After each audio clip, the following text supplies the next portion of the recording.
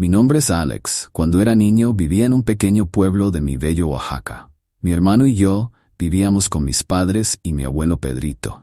Muchas noches cuando a mi abuelo no le daba sueño, se quedaba afuera frente al anafre para calentarse. Mi hermano Manuel y yo salíamos y nos sentábamos junto a él. A veces nos cantaba y tocaba su guitarra. Otras veces nos contaba sobre su juventud y su vida como maestro. Le alegraba mucho platicar con nosotros y a nosotros estar con él. Era muy divertido, incluso tomábamos té o café caliente mientras platicábamos con él. Había una historia que él nos contaba que me intrigaba y me daba mucho miedo. Era la historia sobre un cura que había sido quemado por allá del año 1600. El cura se llamaba Francisco Sorcia y era el encargado de la iglesia principal del pueblo, una iglesia que hasta el día de hoy existe. Todos en el pueblo lo veneraban y lo querían, pues siempre hacía lo posible por ayudar a los más necesitados, hasta los animales de la calle. Siempre estaba para apoyar a los demás y todos los domingos daba una gran misa para alentar a las personas a seguir con su fe en la iglesia. Pasaron muchos años así. Todos confiaban en él y ponían sus vidas en sus manos. Hacían fiestas para celebrar la vida del cura y muchos le llevaban canastas llenas de fruta o animales como cerdos o guajolotes. La vida en ese entonces era muy tranquila y apacible. Pero cuentan que hubo algo que perturbó a todo el pueblo, algo que jamás se hubieran imaginado. La controversia comenzó cuando uno de los ayudantes de la iglesia, un joven devoto y sumamente comprometido con su labor en la casa de Dios, había levantado una acusación sumamente grave contra el padre Francisco. Su voz temblorosa había proclamado a todos los oídos dispuestos a escuchar que el sacerdote, la persona que todos admiraban y respetaban, había sucumbido al mal, pues había pruebas de que estaba a favor del mismísimo Lucifer. La evidencia de su afirmación eran un conjunto de cosas que había descubierto en la habitación privada del padre, cuando por querer hacer algo bondadoso se decidió a limpiarla. El ayudante describió con horror los objetos que había encontrado, detallando con precisión cada uno de ellos. El primero de estos elementos eran velas negras, de un oscuro tan profundo que parecía absorber la luz a su alrededor. No eran las típicas velas utilizadas durante la liturgia. Eran velas que tenían escritos muy extraños. Además, había encontrado imágenes del diablo. Eran imágenes feas realmente y perturbadoras, que mostraban a Lucifer en toda su infamia. Estas no eran simples ilustraciones, sino que tenían un nivel de detalle espantoso. El pentagrama, un símbolo conocido en el ocultismo y en la adoración satánica, también había sido descubierto por aquel chico en la habitación del padre. Este signo, frecuentemente relacionado con la magia negra y los rituales paganos, hacía que fuera claro que no se trataba de un juego de una broma, sino de algo completamente real. Pero lo más horrible de todo eran las Biblias. No eran las sagradas escrituras tal y como se conocen, sino que habían sido profanadas. Estaban manchadas de sangre, lo que sugería la realización de rituales satánicos. Además, sus portadas y páginas estaban pintadas de negro, como si intentara ocultar la luz y la verdad escrita en un libro sagrado. Estos desagradables descubrimientos en la habitación del padre no solo generaron un tumulto en la comunidad religiosa, sino que también sembraron dudas y temores en los corazones de los feligreses. La imagen de un padre supuestamente piadoso y devoto, manchado por prácticas oscuras y satánicas, desató un torbellino de preguntas y sospechas en la iglesia y en la comunidad en general. Así que otros padres del pueblo fueron a averiguar si eso era cierto para no tomar acción ante una mentira, y sin dar indicios, fueron a la habitación del padre, quien cuando abrieron la puerta estaba hincado en el suelo rezando, y se dieron cuenta de que todo era verdad. Había horribles rastros de brujería y satanismo. Era algo asqueroso y algo que provocó el asco de los padres. Muchas imágenes horribles del diablo, pentagramas y escritos en la pared que no tenían ningún sentido. Incluso las cruces que estaban en la pared estaban volteadas al revés, pues dicen que el diablo es el mayor imitador de Dios. El cura Francisco, al darse cuenta que había sido descubierto, les gritó que se fueran. Pero los padres le dijeron que tenía que pagar por sus pecados. El mentiroso cura les dijo que nada era lo que parecía, que todo eso era obra de Dios y cosas parecidas. Lo que hizo enfurecer aún más a los padres porque se estaba burlando de la Iglesia Católica, y eso no lo podían permitir. Salieron de ahí y convocaron a las personas del pueblo para que lo enfrentaran. Muchas personas no creyeron nada de lo que los padres decían, porque creían fervientemente en el padre Francisco. Él los había ayudado, y no era posible que esas cosas que decían de él fueran ciertas. Decían que seguramente era envidia de los padres. Así que lo primero que pasó fue que lo arrestaron, y después de eso se llegó a la conclusión de que el mejor castigo sería quemarlo vivo, para que ardiera como iba a arder en el infierno por burlarse de Dios. 3 días después del descubrimiento, se convocó al pueblo a presenciar el castigo del Padre, para que vieran cómo se quemaba vivo. Muchas personas hicieron protestas horas antes del castigo del cura Francisco, pidiendo que no lo quemaran, que él era un buen cura, que a muchos de ellos les había dado de comer cuando tenía hambre, les había dado agua a los que tenían sed y que había guiado a quienes ya no tenían fe. Pero nada de eso servía para los otros padres, quienes con sus propios ojos habían visto lo que escondía el cura Francisco en lo recóndito de su habitación. Así que la decisión ya estaba tomada. El cura Francisco seguía diciendo que él era inocente, que no era lo que parecía, a pesar de que ya sabían que era cierto. El chico que lo había acusado fue a verlo a la celda, y el padre Francisco, cuando lo vio, comenzó a maldecirlo y a escupirle. El joven se alegró de haberlo desenmascarado, porque sabía que se librarían de un mentiroso. Antes de irse le preguntó al padre que por qué había sido bueno con las personas del pueblo, y él le dijo que algunos de los rezos de los domingos en realidad eran para el diablo, y que si se los ganaba, entonces podrían unirse a su señor el diablo también, y tendría muchas personas en su secta. Llegó el día y llevaron al padre al centro de la ciudad e hicieron una fogata en donde pusieron al padre Francisco, que en esos momentos mientras ardía en llamas comenzó a maldecir al pueblo entero, blasfemando también. Algo que sorprendió enormemente a las personas que aún tenían fe en él, pues se dieron cuenta de que todo lo que se había dicho era verdad. Muchas señoras hasta se pusieron a llorar por la verdad del padre, y otros le gritaban cosas como mentiroso y te vas a ir directito para el infierno.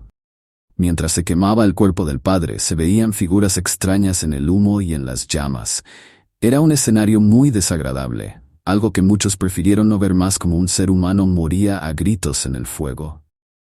Finalmente, solo quedaron los huesos de aquel padre que se había encargado de maldecir al pueblo y de inducirlos a adorar a Satanás. La vida ahí no volvió a ser la misma después de ese horrible episodio. Ya muchos no creían en la iglesia, pues temían que alguno de los otros padres también estuviera haciendo esas prácticas diabólicas, y no había nada que les garantizara que lo que decían en misa era mentira. En esos años, mucha gente no sabía leer, así que creían plenamente en lo que decía el gobierno y la iglesia. Pese a eso, no eran ignorantes al seguir creyendo en la palabra de los padres, y por mucho tiempo los domingos la iglesia estaba completamente vacía.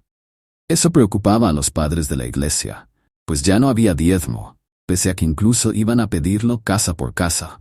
Pero después de lo del padre Francisco, ya no querían saber nada de la iglesia del pueblo. Por esa razón, las almas del pueblo estaban desprotegidas sin la palabra de Dios o del diablo. Y en esos años hubieron muchas carencias, mucha hambre, fríos muy intensos, falta de agua y pobreza extrema. La gente rumoraba que lo bueno de los años pasados en realidad era causa del diablo, por rezarle, por venerarlo aún sin saber, pero todos preferían la carencia antes de volver a la iglesia. Después de varias generaciones en las que decían que Dios los había abandonado, llegaron las nuevas, y esas sí volvieron a confiar en la iglesia, hasta el día de hoy. Esa macabra historia que nos contaba repetidas veces mi abuelo me hacía pensar mucho y siempre tenía preguntas para él. A esa edad no entendía mucho sobre religión, así que varias partes de la historia me parecían confusas. Mis padres regañaban al abuelo Pedrito cuando nos contaba ese tipo de cosas. Le decían que nosotros éramos pequeños para entender y escuchar esas historias. Pero el abuelo decía que quería que algún día nosotros también les contáramos a nuestros nietos sobre todo eso. Recuerdo que hubo una ocasión en específico que después de que el abuelo nos contó esa historia, no pude dormir. Me daba mucho miedo saber que existían ese tipo de personas que veneraban al diablo. En fin, la historia del cura maldito desencadenó una serie de eventos que me marcaron de por vida. Siendo un niño todavía, de 9 años, recuerdo que fui con mi hermano Manuel por unos mandados que nos habían pedido nuestros padres. Debíamos ir por una canasta de pan y luego llevarla a la iglesia, al Padre Jesús Guerrero, el encargado de la iglesia. Mis padres acostumbraban a llevarle de vez en cuando algo al Padre, en agradecimiento a su bondad y a esparcir sobre todo el pueblo sus enseñanzas y la palabra de Dios. Recuerdo que ya era algo tarde, más o menos las 6 de la tarde cuando salía el pan calientito. Así que esperamos en la larga fila de personas que iban por pan también. Mientras esperábamos, mi hermano Manuel comenzó a decirme que íbamos a ir a la iglesia, que tal que el Padre Jesús no era tan bueno como se veía. Y yo le dije con un tono de desaprobación que dejara de decir tonterías, que la historia que nos contaba el abuelo había sucedido hace muchísimo tiempo, y en esos tiempos todo era diferente. Manuel seguía diciendo lo mismo, inclusive comenzó a imitar al Padre Francisco, haciendo ruidos y movimientos como si se estuviera quemando. A lo que yo le dije que dejara de hacer esas cosas. Varias personas de la fila nos miraron, unos voltearon los ojos y otros nos vieron feo. Pasaron alrededor de 10 minutos y por fin pasamos a la panadería. Tomamos varias conchas, cuernitos, panes de repostería y unas galletas que llevábamos a la caja a que las metieran a la canasta. Pagamos y caminamos hacia la iglesia. Estábamos en invierno, así que teníamos el mismo horario de hoy, en donde oscurece a las 6 más o menos, así que el camino era algo oscuro, pero todo era más ameno porque íbamos platicando y bromeando. Mi hermano Manuel, un enérgico niño de 7 años, era mi fiel compañero en estas aventuras. Nos llevábamos excepcionalmente bien, más allá de la simple relación de hermanos, él era mi mejor amigo. Pasábamos la mayor parte del tiempo juntos, compartiendo risas, sueños y anécdotas. Cuando a él lo mandaban a alguna tarea o a comprar algo, yo siempre estaba ahí para acompañarlo, y lo mismo ocurría al revés. Si a mí me encargaban algún mandado, él no dudaba en unirse a mí. Esa tarde-noche caminamos un buen rato, platicando sobre libros de colorear, nuestros juguetes y ese tipo de cosas. Pero mi hermano volvió a hablar sobre el tema del Padre Francisco, de la historia que nos contaba el abuelo. La verdad no entendía por qué estaba tan obsesionado con el tema ese día. Si varias veces habíamos ido a la iglesia a dejarle cosas al padre y nunca había dicho nada acerca de eso. Y la verdad, siendo un niño, comenzó a darme miedo, y me imaginé el escenario que decía mi hermano, en donde el actual padre del pueblo, el Padre Jesús, era en realidad una mala persona y escondía cosas malas en lo profundo de la iglesia. Mi risa nerviosa denotaba miedo y mi hermano se dio cuenta. Pese a que él era más pequeño, era muy aficionado a las historias de terror que nos contaba el abuelo, le encantaban esos temas y siempre dibujaba monstruos con horribles tenazas, unas caras horribles, tentáculos, color verde, negro o rojo. A mí me llamaban la atención esos temas, pero prefería las caricaturas o dibujar a mi familia. El abuelo Pedrito siempre nos decía que se sentía orgulloso de lo valientes que éramos a nuestra edad. Algo que no sabía si era del todo cierto, porque a mí sí me daban miedo muchas cosas. En fin, seguimos caminando, y yo le dije a Manuel que ya se callará, que dejara de hablar del padre quemado, pero él se reía más y más y no me hacía caso. Me dijo que era su historia favorita y me preguntó que si creía que había sucedido realmente o solo era un invento del abuelo. Yo le dije que seguramente no era verdad, que era una simple leyenda, algo que solo se había contado de generación en generación, como la historia de La Llorona, y que en dado caso de que hubiera sucedido realmente, quizá no había sido tan horrible como lo contaba el abuelo. Comenzamos a hablar mucho sobre el tema, aunque me daba miedo, sería mentira decir que no era interesante. Puedo decir que el camino, en vez de parecer más corto, parecía eterno.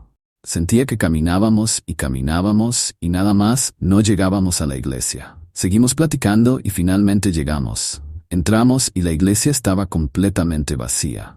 La luz de las lámparas colgantes iluminaba las bancas de madera y daban un aspecto de paz.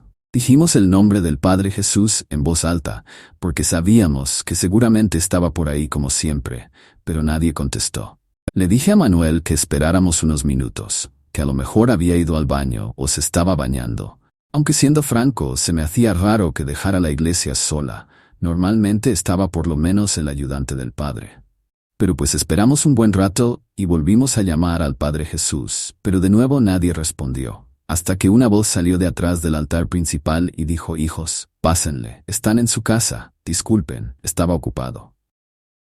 Cientos de veces habíamos escuchado la voz del Padre en las misas o cuando íbamos a visitarlo, pero esa vez se escuchaba extraña. Era más grave, como si estuviera enfermo de la garganta, y justamente eso pensé. Manuel le dijo que le habíamos llevado pan, y él con la misma voz nos dijo que pasáramos al otro lado del altar, en donde nadie pasaba, solo el Padre y sus sacristanes. Eso nos pareció todavía más raro, pues todas las veces que habíamos ido a verlo, él nos recibía en la iglesia como tal, en las bancas, y se ponía a platicar con nosotros. Yo le dije en voz alta que si podía salir porque teníamos prisa, pero él respondió diciendo que no podía, porque estaba despeinado y con ropa civil, y que si alguien más del pueblo lo veía, se iban a molestar. Nos quedamos pensando y Manuel comenzó a caminar hacia allá, pero yo lo sostuve del brazo y le dije no. Mi hermano se me quedó viendo y yo le dije que todo era muy extraño y mejor nos fuéramos. Él asintió con la cabeza y cuando íbamos a comenzar a caminar hacia la salida, la voz del Padre se escuchó de nuevo y nos dijo que se le antojaba mucho el pan, que por favor pasáramos. A pesar de que en el fondo sabía que algo estaba mal, su voz parecía envolvernos y nos dirigimos hacia atrás del altar principal. Había varios cuartos y un pasillo largo. No lo vimos luego, así que preguntamos su nombre en voz alta y se escuchó a lo lejos en uno de los cuartos y dijo que pasáramos. Seguimos su voz y caminamos por el pasillo. Nunca habíamos visto la iglesia por dentro, así que fue muy raro. Todo se veía un poco descuidado y viejo. Las puertas de metal se veían oxidadas y la madera ya se veía deteriorada. La voz del Padre parecía provenir de todos lados y de ningún lado en realidad. Así que por un momento nos confundimos y caminamos a la vuelta del pasillo, donde había un cuarto al fondo con la puerta completamente y tenía un candado que parecía haber sido roto a propósito. Escuchamos la voz del Padre justo ahí, así que caminamos hasta ese cuarto. Abrimos poco a poco la puerta y rechinó por lo vieja que estaba. Un olor a azufre salió de ese lugar cuando la puerta estaba completamente abierta. Primero todo era oscuridad, hasta que nuestros ojos se adaptaron y lo que vimos nos hizo vomitar. El cuarto era muy viejo, y en cuanto pusimos un pie dentro, nos dispusimos a salir corriendo, pero la puerta se cerró tras nosotros, algo que hizo que mi hermano se pusiera muy nervioso. Había una cama al fondo con una base de madera, la mitad ya se la habían comido las polillas. El color estaba café por el paso del tiempo, y había una mesa en el centro con un mantel negro, y en ella había Biblias muy viejas cubiertas de lo que parecía ser sangre. Había unas imágenes muy raras y en la pared extrañas figuras dibujadas. Mi hermano y yo dimos un paso hacia atrás y de pronto la puerta se abrió, lentamente. Y cuando nos dispusimos a salir justo en la entrada, nos topamos con algo que todavía no he logrado olvidar. Era un hombre quemado, sus ojos estaban totalmente negros y vestía una sotana café. Era el cura Francisco, el cura de la historia. Mi hermano soltó la canasta de pan y comenzó a vomitar, y acto seguido, yo también. Después comenzamos a gritar, y ese ente asqueroso nos dijo que nos habíamos estado burlando de él y que lo íbamos a pagar muy caro. Tomó a mi hermano del cuello con su mano quemada, lo que hizo que a Manuel se le quedara la mano marcada, como si se hubiera quemado. Nuestros gritos fueron escuchados por el Padre Jesús, que justamente había llegado. Cuando nos vio ahí temblando de miedo, nos preguntó qué estábamos haciendo ahí, pero ni siquiera pudimos contestarle. Estábamos sudando frío y no podíamos ni hablar. Todo lo que había en esa mesa parecía haber desaparecido, al igual que el cura quemado cuando llegó el Padre Jesús. Después el Padre Jesús nos llevó a las bancas de la iglesia y nos dio un vaso de agua. Un rato más tarde nos dijo que había salido porque una de las señoras del pueblo lo han dado a traer de emergencia y por fin pudimos contarle lo que había pasado. Él nos dijo que quizá nos habíamos imaginado todo, pese a que había visto la quemadura de Manuel, pero en lugar de negarlo, no dijimos nada. Ya queríamos irnos a casa. Nos llevó con nuestros padres y el abuelo Pedrito. A nuestros padres simplemente les dijimos que Manuel se había quemado por accidente. Mi madre lo curó, y después fuimos a contarle al abuelo. El abuelo Pedrito, nada sorprendido, nos dijo que a veces no todos son leyendas y que no debíamos burlarnos de ese tipo de cosas, o si no podrían ir por nosotros. Nos dio un abrazo y nos dijo que por el momento no habría más historias de terror. Han pasado ya muchos años desde eso, pero recuerdo perfectamente al cura Francisco queriéndonos hacer daño, y que muchas veces no todas las historias son falsas.